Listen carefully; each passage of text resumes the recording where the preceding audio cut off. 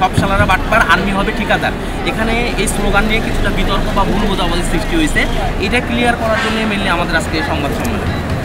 জগন্নাথ বিশ্ববিদ্যালয়ের দ্বিতীয় ক্যাম্পাস শুরু হওয়ার পর মিছিলের জন্য বিভিন্ন স্লোগান তৈরি করা হয়। তার ভিতরে একটা স্লোগান ছিল এমন যে আর্মি হবে ঠিকাদার, সব শালারাই বাটপার।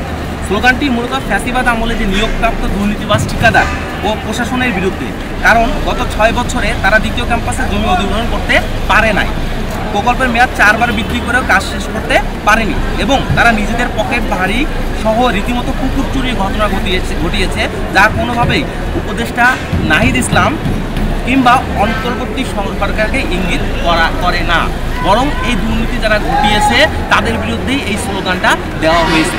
কিন্তু আমরা দুঃখের সাথে লক্ষ্য করছি সাবেক স্বৈরাচার সরকারের প্রেতাত্মারা এটা নিয়ে বিভিন্নভাবে ষড়যন্ত্র করছে এবং সুযোগ নেওয়ার চেষ্টা করছে। তাদের স্পষ্টভাবে আমরা বলতে চাই, আপনারা ঐক্যের ফটল ধরাতে পারবেন না।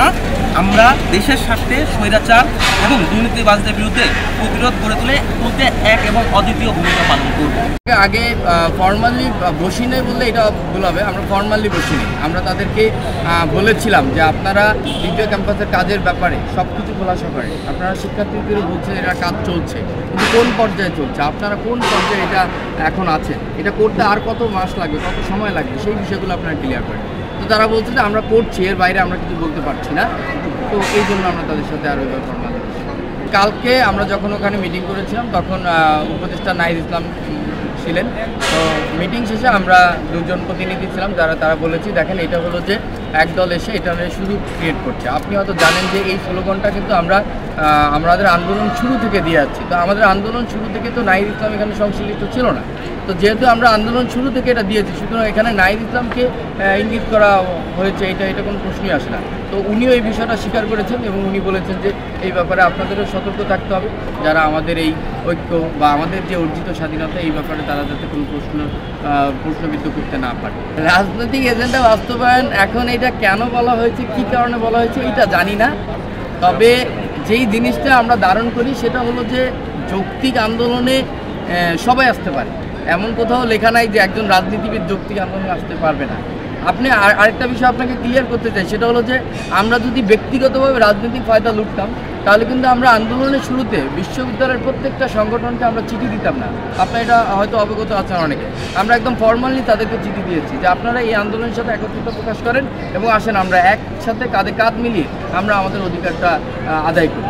তো যদি আমাদের নিজস্ব রাজনৈতিক এজেন্ডা থাকতো তাহলে তো আমরা তাদেরকে কেন আনবো ভাই? আপনি যখন বুঝবেন যে আপনি এখানে একমাত্র হয়ে থাকতে চাচ্ছেন তখন আপনি কাউকে কেন ফর্মালি ইনভাইট করবেন?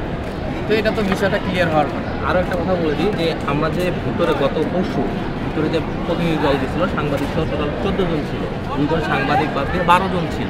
ঠিক আছে, সেখানেও কিন্তু নির্দিষ্ট রাজনৈতিক দলে কেউ যায় নাই, বরং বিভিন্ন রাজনৈতিক দলের বিভিন্ন রাজনৈতিক মতের মানুষ কিন্তু ছিল।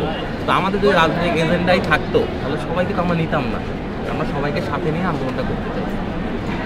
আর যেই বিষয়টা নিয়ে বলা হচ্ছে রাজনৈতিক এজেন্ডা, আমি এটা আসলে খুবই অবাক হই, মাঝে মধ্যে ঘুমও ভেঙে যায়।